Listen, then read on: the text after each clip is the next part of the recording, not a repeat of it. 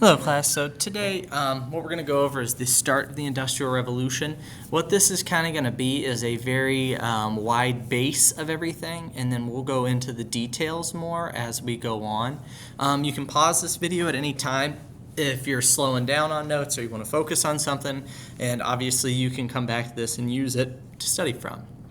So today what we're going to try and do, we're going to try and understand how and why the Industrial Revolution began. We're going to go over the advancements that happened during it, and then we're going to talk about its spread.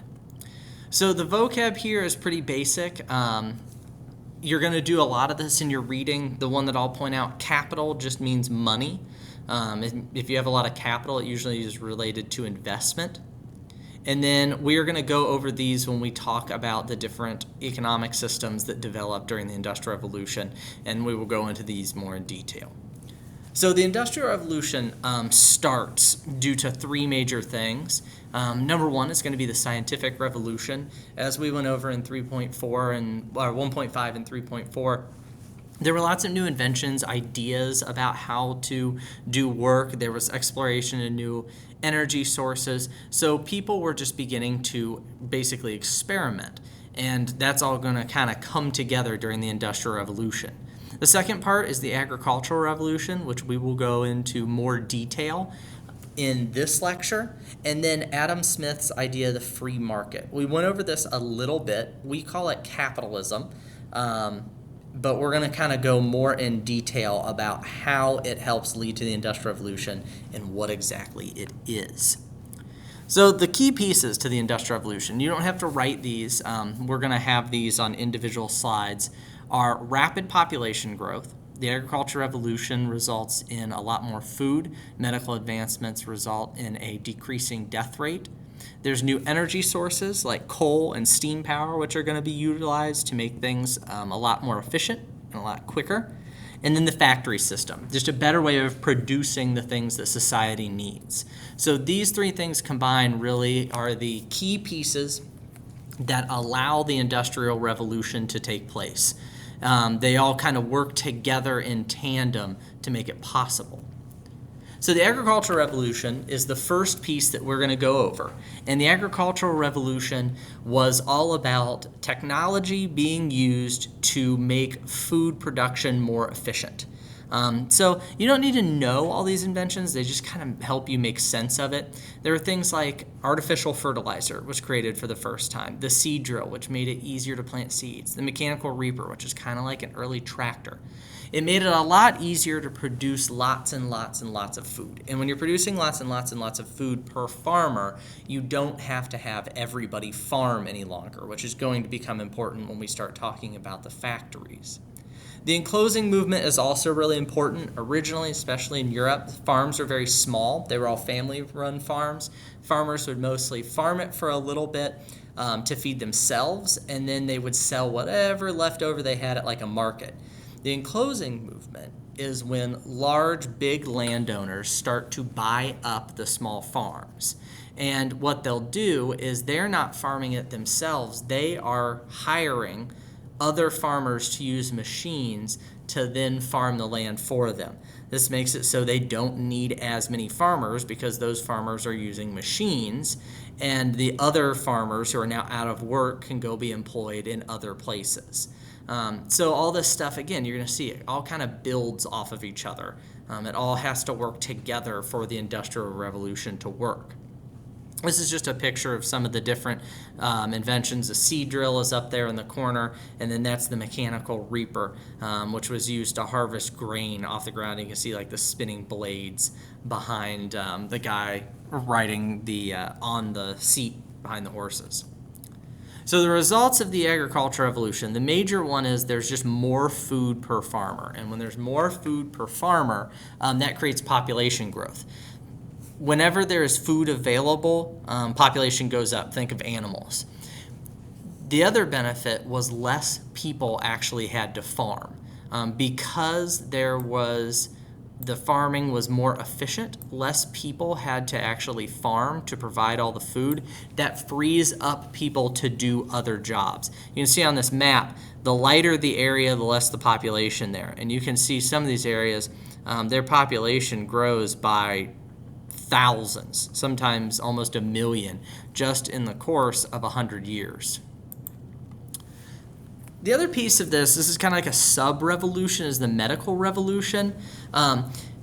Originally, medical care was pretty rudimentary, pretty much everywhere, but during the Industrial Revolution, the early Industrial Revolution especially, a lot more advanced medical care begins to reach everybody. One of those things is antiseptic. If you look at the picture in the bottom right, Joseph Lister invented Listerine, which was used to sterilize surgical tools and medical tools, and this just makes it so more people survive. They don't get infections. They do not die after having a medical procedure.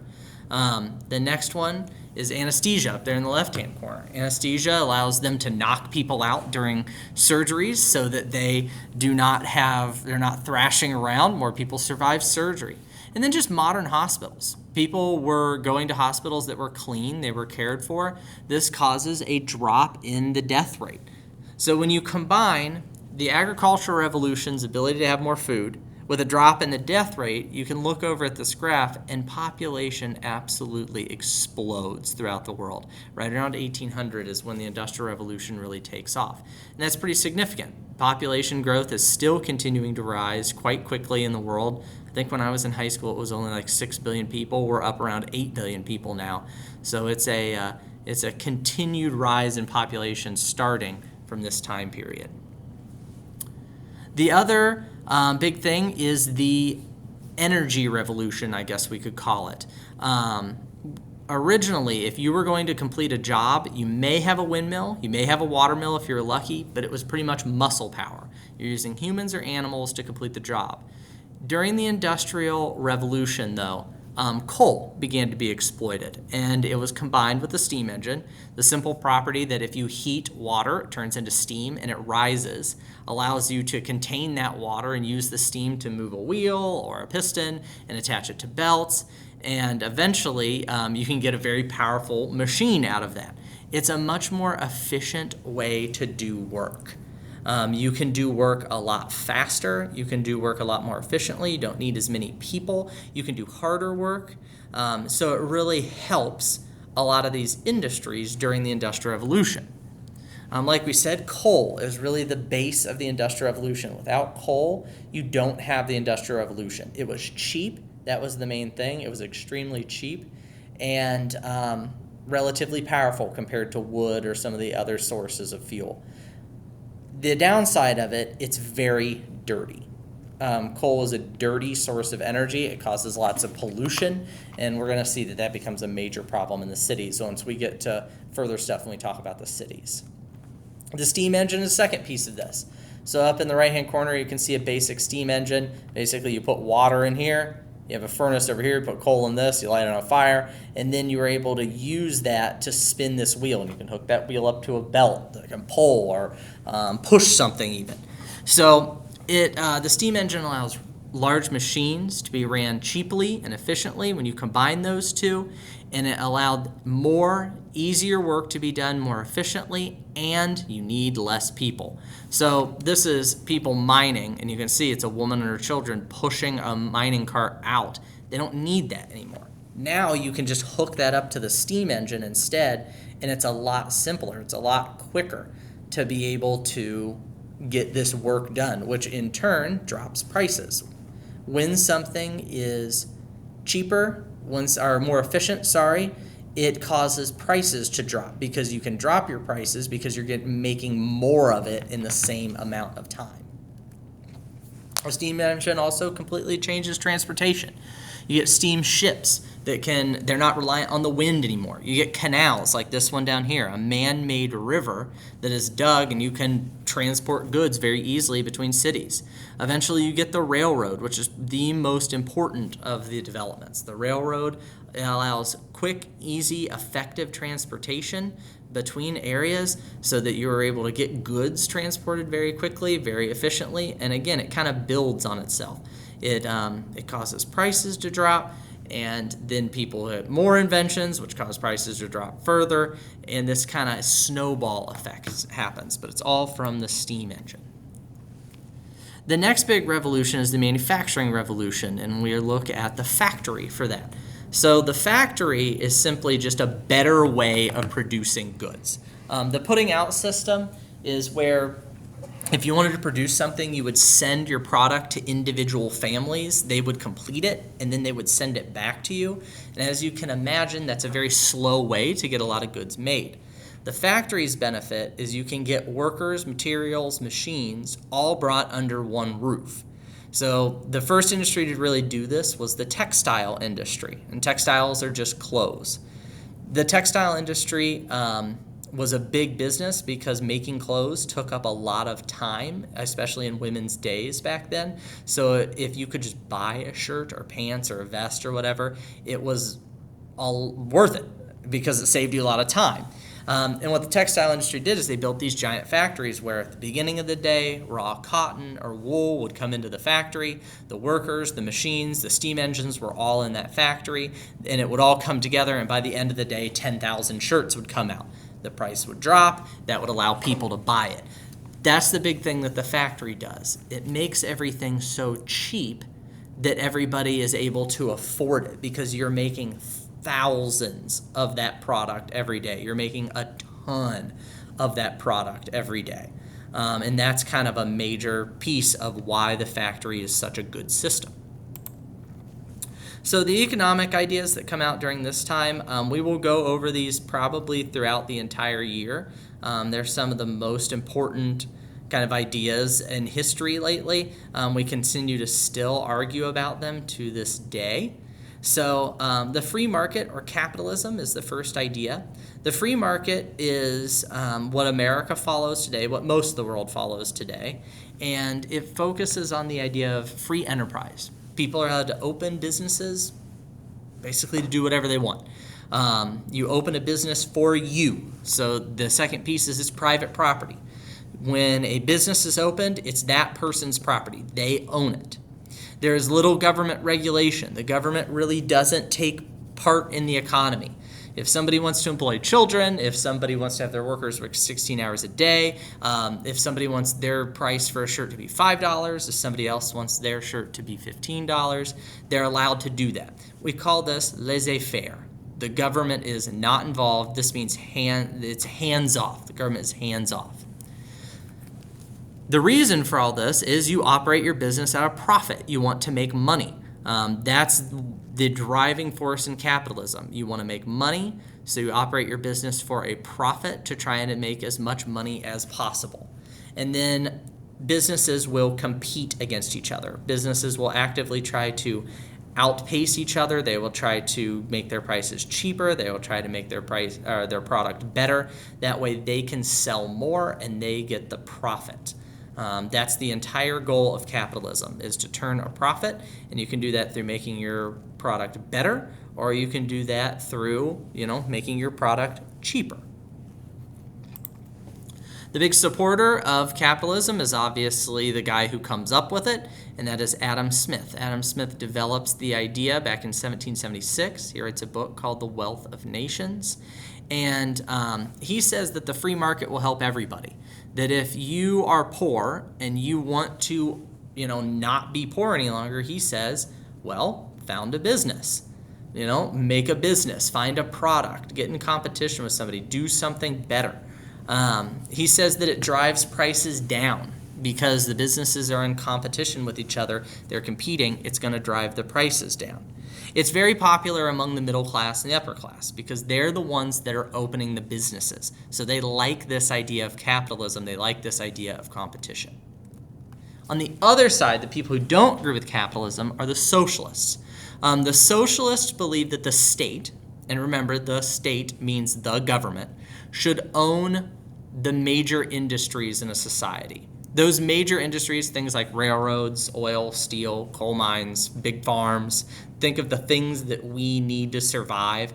They say the government, the state, should own them. They call these the means of production. So when you think of the means of production, think of the big industries that provide the things that run society. Socialists want the state to own those and control them. They want to redistribute wealth. So they want to take money from the top of the pyramid, the upper and middle class, and then redistribute it to the lower class. This is usually done through social programs like food programs, free healthcare, free education, and they will give out those programs to the lower classes to make things more even. Obviously, and I hope this stood out, they want heavy government regulation of the economy. They want the government to control the economy. They want the government to control corporations. They are not laissez-faire at all. They want a lot more control of the government. As you can imagine, they are popular among the working class, and the poorer members of society, because they're promising to make things more even or more fair or redistribute wealth. So they are really supported by that level. Now, this is confusing because a communist, and listen very closely, a communist is a socialist, but not all socialists are communists. If you remember back to the French Revolution, we talk about the radicals, people who want to completely change society. They're the far edge of their ideas. Karl Marx and Friedrich Engels, so Karl Marx here, Friedrich Engels, they come up with communism in the Communist Manifesto. And this is the far radical end of socialism. They want no private property. They do not believe in private property. They think that that is the problem in society. And we're going to see some problems that pop up during the Industrial Revolution. Their goal is to create a classless society. They want there to be no upper, middle, lower class. They want everybody to be in the same class. And the workers will take over those means of production, meaning the government. When they say the workers, they mean the government will run the means of production in a country. So all the industries will be ran by the government. How this is going to be done, according to them, this is what makes them radicals, is a violent revolution of the proletariat, who are the lower class, against the bourgeoisie, who are the upper class. They say there's really only two social classes in society. There's the bourgeoisie and the proletariat. They say someday the proletariat will rise up, they will kill the bourgeoisie, they will take over society, and they will make communism happen. So the Industrial Revolution has a very slow spread. It's very gradual. Britain tries to hold on to its kind of role in it, but as you can see, it starts in the United Kingdom here, then it spreads to Western Europe. The United States would be in this orange color as well. And then it starts to spread throughout all of Europe and North America. When we talk about Europe and North America, by the way, we're going to call them the West. That is our cultural group. I'll explain a little bit more of that later, but just get that down so that you at least kind of have it in your brain.